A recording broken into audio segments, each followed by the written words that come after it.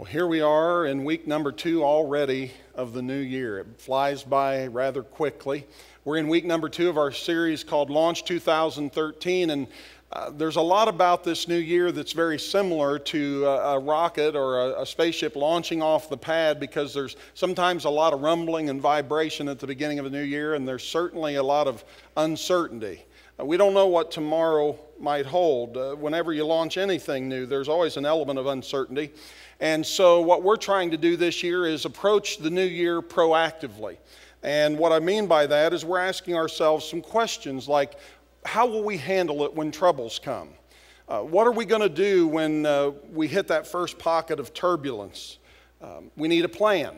And that's what we've been talking about, how to develop a plan to handle some of that uncertainty in the year ahead, and how we're going to, face it. All of us are going to face some uncertainty and difficulties, maybe some storms or a drought or trials and tribulations. You're going to face that on some level. I'm not wishing anything negative on you. We're not trying to be pessimistic. We're just saying that in all likelihood there will be some uncertainty and some turbulence. So what are you going to do about it? How will you be prepared to handle it? And the truth is we have several options. One is we could try to ignore it and pretend it didn't happen. That usually doesn't work. Another option is we could just quit and give up, throw in the towel. And I don't think you're those kind of folks. You're not that kind of people. I don't want to be a quitter. We're not going to quit on life and quit on the project or quit on our walk with the Lord or quit on whatever it is that we feel like we've been inclined to launch into. And so the alternative for all of us is that we need to develop and implement a strategic plan. And that's really what this series is all about. A strategic plan as we launch into 2013. Last week we talked about the unexpected turbulence we may face, and how the Apostle Paul would teach us that the right thing to do in the midst of uncertainty is to pray. And I hope that you've thought about that this week and adopted that as a part of how you'll handle uncertainty in the new year. Is one of the things you're going to do is pray. And that's step one. And today we're going to take another step forward, and we're going to be doing that each week in the month of January. And today, what I want to invite you to do is remember. Every one of these are just going to be one-word statements of something that we can do to encounter the trials ahead. First is pray. Secondly, I want you to remember, when the storm clouds roll in, when you're in the midst of the drought, when you face unexpected turbulence, I want to encourage you, first of all, to pray, and secondly, to remember. Remember what God has done. Remember who He is. Remember all that He has brought you through in the past. In fact, I want to encourage you to write this down. Even if you're not taking notes, I would encourage you to find a place and save this statement. When looking ahead makes you fearful, look back and remember. Look back and remember what God has done in your life. When looking ahead makes you fearful, look back and remember. There are some things that we've forgotten, and there are some things we just don't know. Looking back on my life, I would have to tell you there are some things I'd love to forget. There are some years I'd love to forget. There are some experiences that I would love to forget. But on the other hand, there are some things I can't afford to forget. I've learned some lessons. God's taught me some things. God's shown me some things about Himself, about me, about life. So even though there are some things I would love to forget and I'd rather forget, there are some things I can't afford to forget. And the problem is, with uncertainty, it kind of causes us to focus so exclusively on the mystery that lies before us that if we're not careful, it will cause us to forget what lies behind. And that's not always a good thing. Some of you have been walking with the Lord for many years. Some of you are newer to the faith, and maybe some of you are just getting started in your journey with the Lord. And I would say to those of you that have been a Christian even for a few months, and certainly for a few years or many years, God's faithfulness to you in the past should cast a huge shadow on your future. God's faithfulness to you for what He's done in days gone by, that should impact you today and tomorrow as you look back on all that God has done and on all that He is as our God and Father. You see, God's faithfulness to us in the past should shape our assurance, and it should enlarge our perspective about the future. That's the principle. If you go back and read in the Old Testament, that's the principle behind many of the memorials and the altars and the monuments and the celebrations, the feasts, all these different things, these festivals. They were all about remembering certain things that God had done, remembering what God had brought them through, remembering lessons that they'd learned. And as a part of our strategy in launching 2013, when the future is certain, when a crisis comes your way, when facing turbulence, I want to encourage you to remember. Just remember all that God has done in days gone by. We're going to look at a story about one of, I feel like, my Old Testament heroes, and yet, as is often the case, even though there's a lot to celebrate about his life, there's some disappointment. Elijah is his name, and he was a wonderful Old Testament prophet. Your mind's going to go back immediately. If you know much about the Old Testament, you're going to think of stories about Elijah. And there's a lot to celebrate and a lot that's good. But one of the problems with Elijah is he forgot. He failed to remember. And his story is in 1 Kings chapter 17, 18, and 19 is where we're going to focus today. I really want to encourage you to consider reading for yourself these stories that I'm going to share with you, because some of them I'm just going to kind of touch the surface and move on.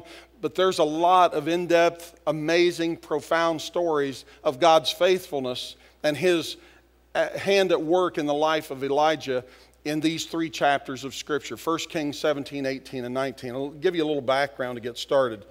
When the nation of Israel had no godly king, God would always send a prophet to be his mouthpiece, to be his spokesperson. And in this case, Elijah was that prophet. He came on the scene during the reign of King Ahab. Ahab was the wickedest king that Israel had known up to that time. He was so wicked that the Bible said that Ahab did more to provoke the Lord than any of the other kings before him. He married a woman by the name of Jezebel, a foreigner, and that even was against the law to marry a foreign woman, and she was a very wicked woman. And that might be putting it mildly. I mean, she pretty much ran the country by running Ahab. And she was responsible for establishing Baal as the national religion. And basically, Ahab and Jezebel, it would be fair to say that they created a tidal wave of wickedness during their reign. As is always the case, though, even when the wickedness seems to be prevailing, God was still in control.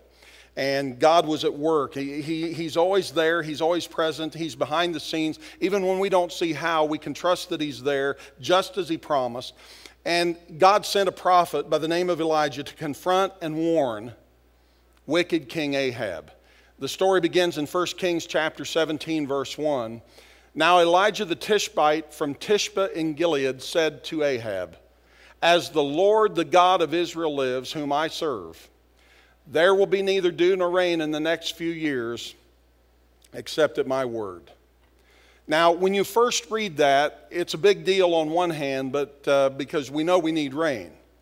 But it's an even bigger deal than you think, because the Baal worship that Ahab and Jezebel promoted, it was a fertility faith.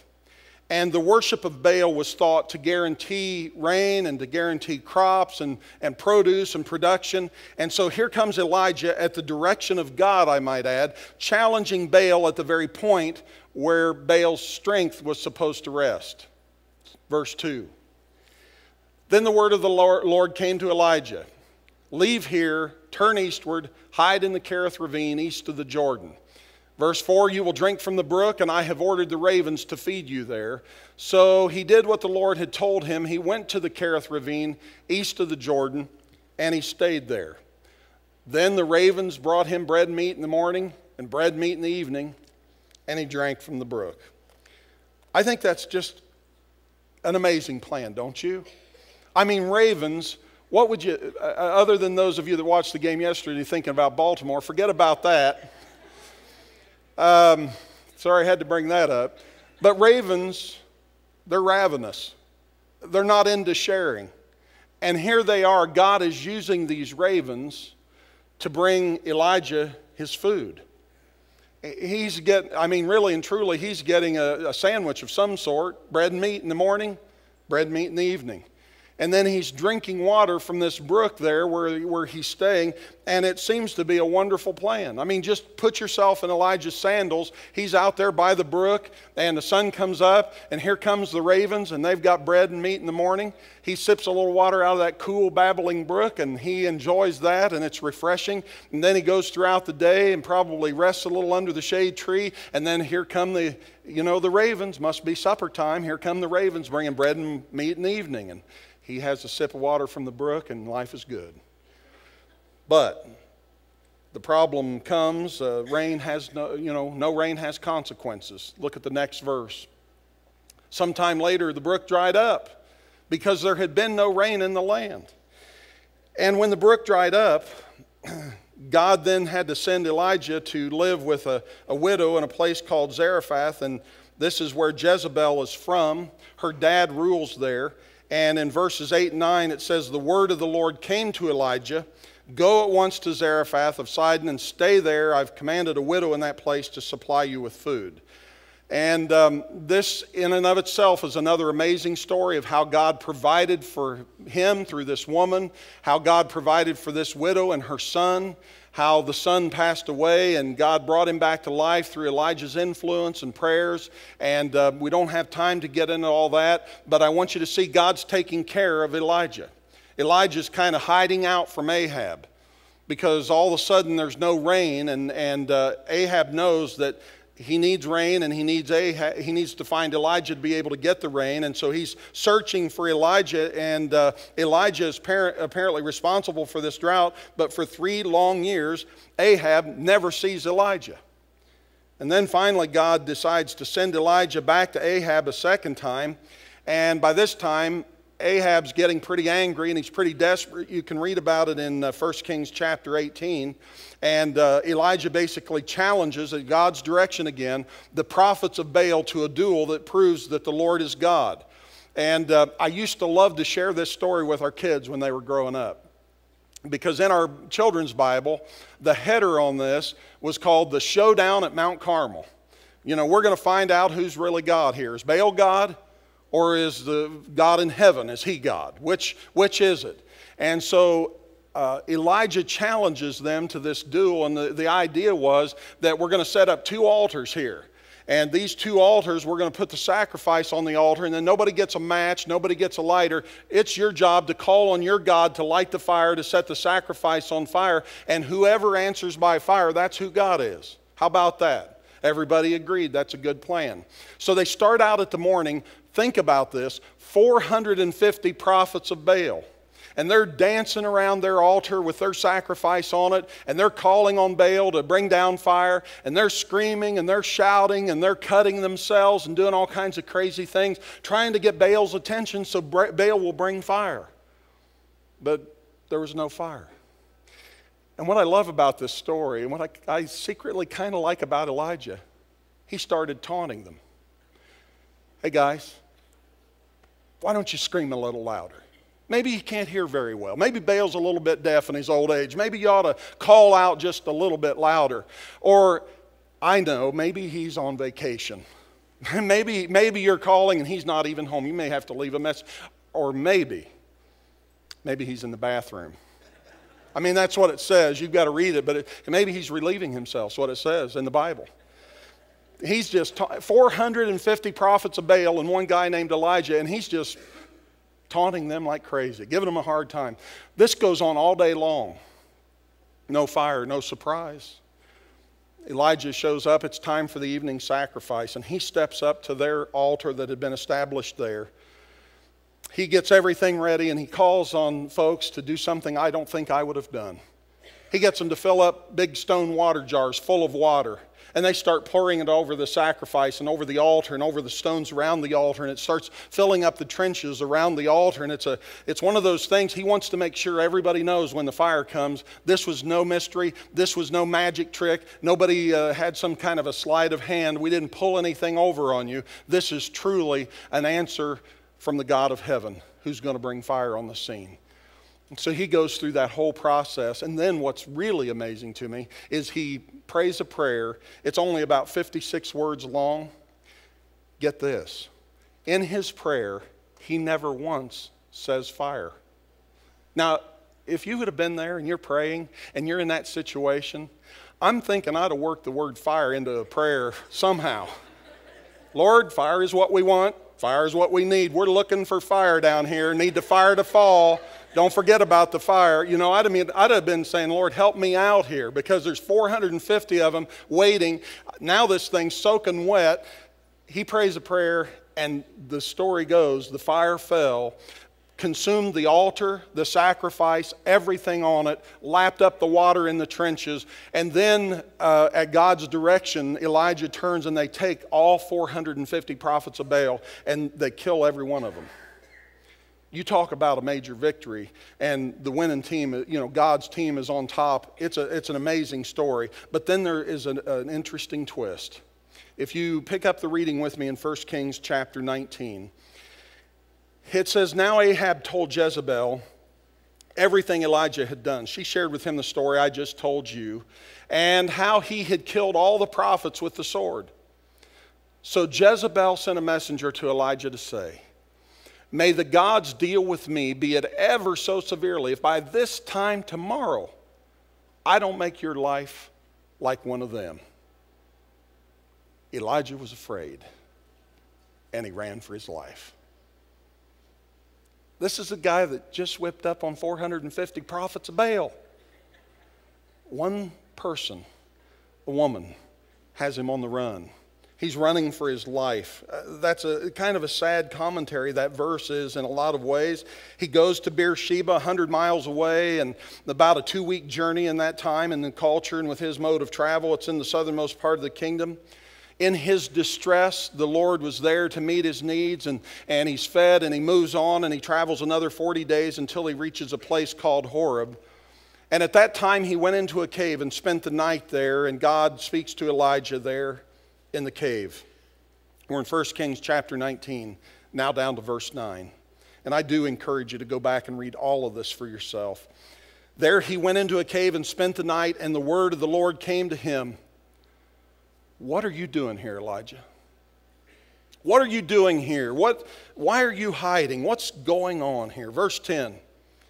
Elijah replied, I have been very zealous for the Lord God Almighty. The Israelites have rejected your covenant, broken down your altars, put your prophets to death with the sword. And I, Lord, I am the only one left, and now they're trying to kill me. See, Elijah had some of his facts straight, but some of them, his interpretation was a little off. He was wrong. He'd missed it.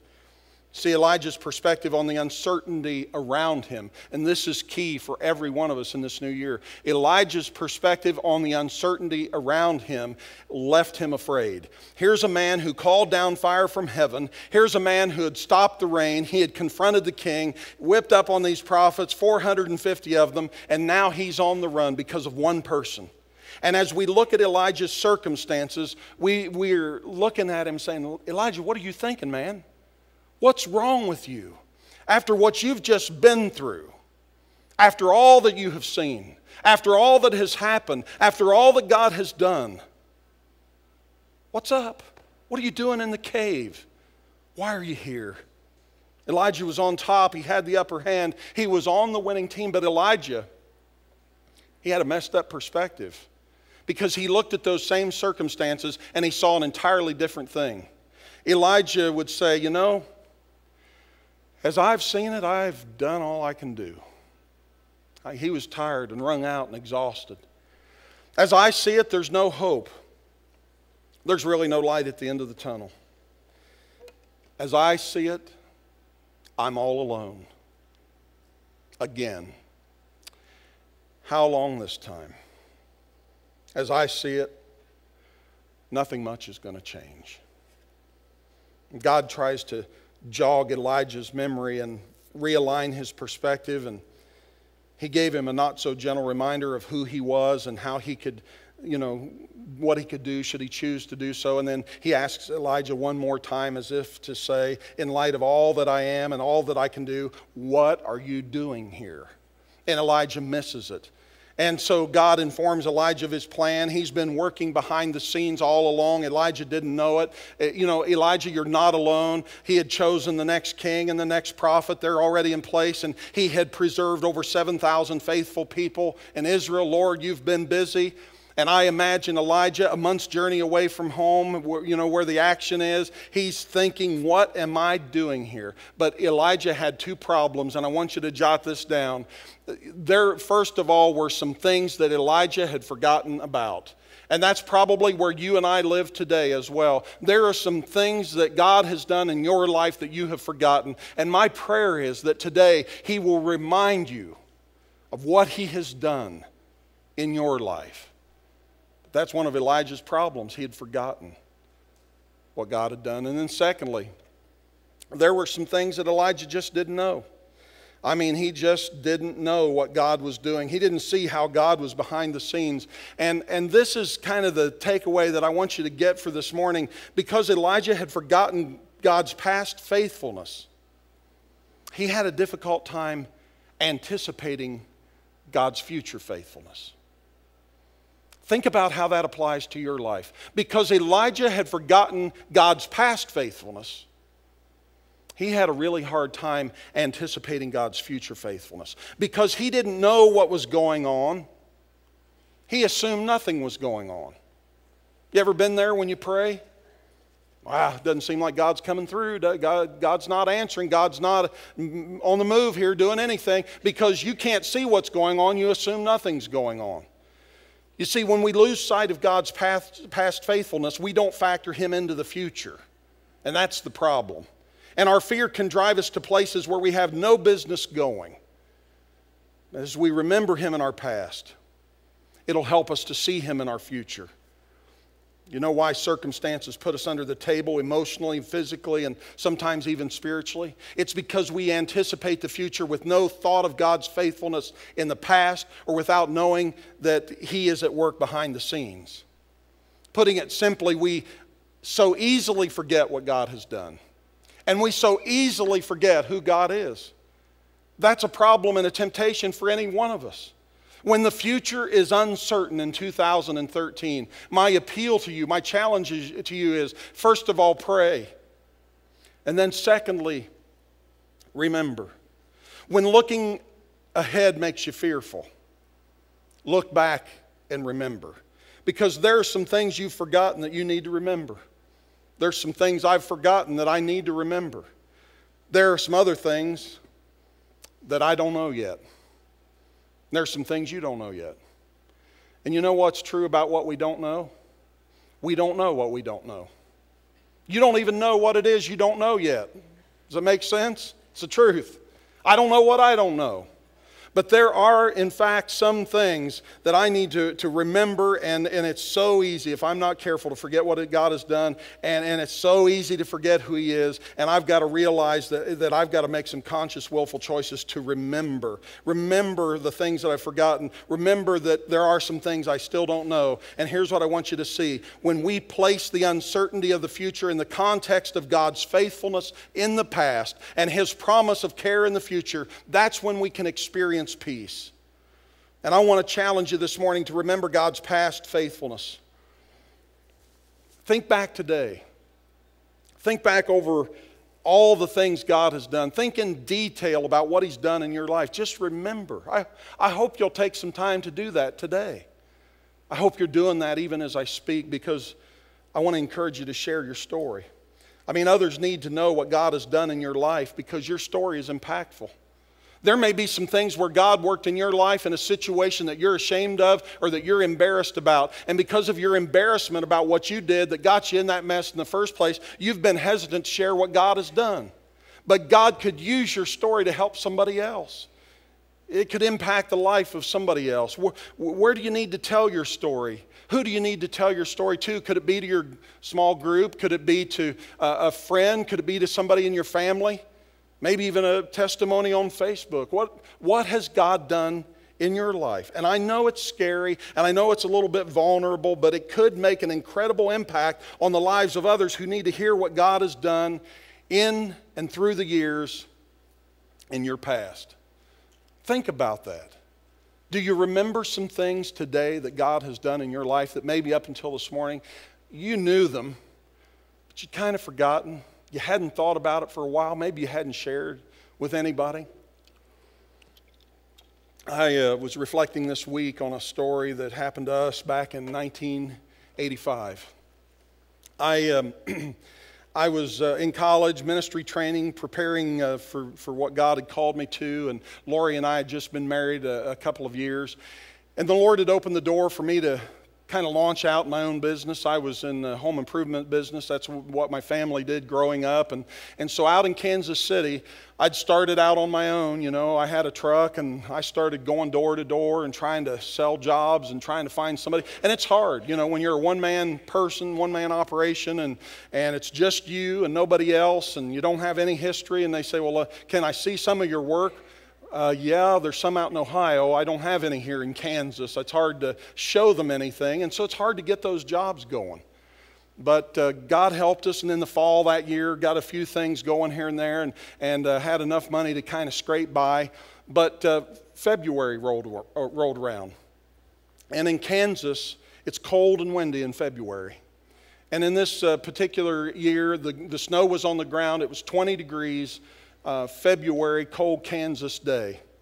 Back in the fall, I had printed some 8.5 by 11 brochures that said, hey, if you are considering any home improvement projects in this new year, keep me in mind. I'd like to have a shot at it. And I put that in the in-house mail of all of the professors at Mid-America Nazarene College. I just thought maybe they'll feel sorry for me and call me and give me a chance. I was just hoping. That was probably in September. I had not heard from one. Not one of them had called. And it had been a while since I had worked, and one afternoon I'm at home by myself, and I get a phone call from one of the professors at the college. His name was Harry Russell. I'd never met him, but I knew who he was. And Harry said, Steve, I have your brochure here that you put in our box this fall, and I've been saving it. He said, you know, we're thinking about siding our house this summer. And we're kind of getting ready. We're getting our ducks in a row, and we're getting some estimates, and wondered if you'd like to give us an estimate. I said, well, Dr. Russell, let me check my schedule, see if I can come over. I said, well, I'll be available in 5 minutes. I can come over in 5 minutes. How about that? He says, you can come on over if you're available. Yeah, come on over. So I went over to the house, and I measured things up and figured on it, and we sat down together, and I said, it cost $2,850, $2,850. He said, man, that's a great price. He said, that's less than what it was going to cost just for materials with these other guys. And I said, well, you know, by myself, don't have any overhead, and you know, all that. He says, well, you know, if we were to do it, when could you start? I'll have to check my schedule. Looked at my schedule, and I said, tomorrow would be good. I could start tomorrow. He said, well, I think we'll just go ahead and do that. He said, you don't have to do it in the cold weather. And I said, oh, yes, I do. I need to do it in the cold weather. And what he didn't know is we had $3 in the bank. I don't mean we had $3 in the bank and $20 in our pocket and $15 in our purse and some stuck in the cook. We had $3 in the bank. And I had a stack of bills on my desk. No way to pay it. I said, I could come tomorrow. He says, you know what, if that's good for you, he said, that's great. If you want to be out in that cold, he said, I want to give you a down payment. I said, I think that'd be wonderful. I'd love that. He says, how much do you need? And I didn't want to be greedy, but I wanted to say, all of it. I'll take it all. But I said, how about $850? And then you just owe me $2,000 when it's done. How about that? He said, I'll do that. Harry Russell wrote me out a check for $850. I took it to the bank, and I put that money in the bank.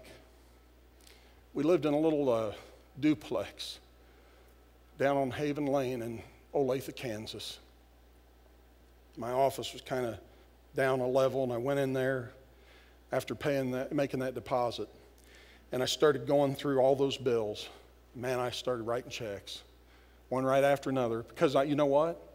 I had $853 in the bank, and I was paying my bills. Paid all those bills, got all done, started adding things up. I was back down to $3 in the bank.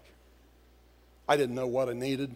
I didn't tell him 850 because that's what I thought I had to have. I just thought it was a round number and it'd be better than what I've got. And $850 brought us up out of the water just to where we could breathe, paid our bills. You know, sometimes it's easy to forget about things like that, what God has done. When time passes and you get to the place where you get a little bit of money in your pocket and you start depending a little bit on your savings account or a little bit on your own ingenuity or whatever, and it's easy to forget. But Lori and I would look back on that moment in the very early stages of our married life, and we would say that was a moment when God came. And God proved himself faithful. And God answered our prayer. And through that process, we continued to tithe and do the right thing we felt like in our hearts. And we were just trusting him because we didn't know any better. We just trusted him. And he was faithful. And I can't tell you what it does for me today, 28 years later, to just stop and remember. To just remember what he's done for us. And you know what?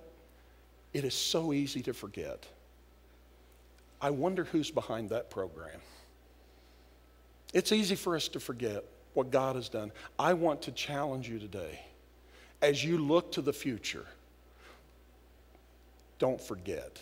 Because I have a feeling that some of you right here today, you're remembering some things that God has done in your past that had a profound impact on your life. And even this morning, as you think back on that, it brings a wave of emotion. And it's almost like you're there again as you reflect on what God has done. Somebody needs to hear that story. Somebody needs for you to tell them, look what God did for me. And God will open doors. Be ready to share, but don't forget, in 2013, when looking ahead makes you fearful, look back and remember all that God has done. Remember who he is. Remember what he says. I will never leave you. I will never forsake you. I'm thankful. I can't tell you how thankful I am for the faithfulness of God that we've sung about this morning. He is faithful. He won't let you down. You won't be disappointed. Don't ever forget it. Would you bow with me as we pray? Lord Jesus, thank you so much for your faithfulness. I just pray right now that up and down the aisles of this church and in every row, people that have walked with you would say, Lord, I'm reminded of this or that or the other thing, this moment, this time, this event, this circumstance where you came on the scene. And today, Lord, I just want to say thank you. And I want to make a commitment that I'm going to remember. When the future seems uncertain, I'm going to remember who's in charge. I'm going to remember that there's a God in heaven that can be trusted, that came through when it didn't seem like there was any hope. I'm going to remember what you have done. And I'm going to remember what you've said, and I'm going to remember who you are, and I'm going to tell others about it. Father, thank you for your faithfulness, for your goodness and grace. Thank you for your promise that you'll never leave us or forsake us. You'll never let us down. We claim those promises with gratitude in our hearts today. In Jesus' name.